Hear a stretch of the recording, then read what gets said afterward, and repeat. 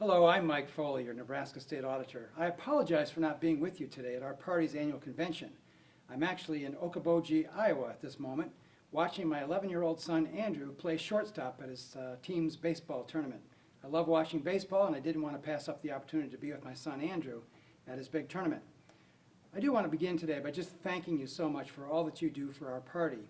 As a statewide office holder, I'm the direct beneficiary of your fine work.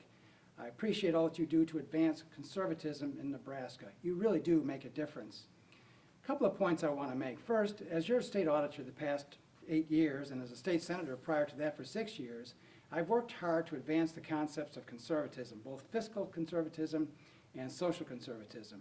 In this year's gubernatorial race, there's a lot at stake, and I'm going to do everything I possibly can to elect Pete Ricketts.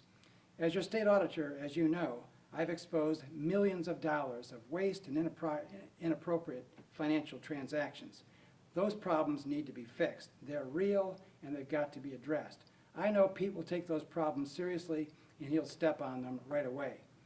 Pete has a great professional background. He's successful as a business person, and he has all the right values that we agree with. He's a social conservative as well as a fiscal conservative.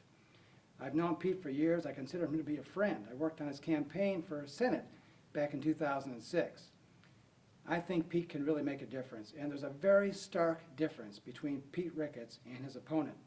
Pete is a defender of traditional marriage as we've always understood it, and he's willing to stand up in defense of the lives of unborn children, while his opponent is supported by Planned Parenthood, the nation's foremost advocate of abortion on demand.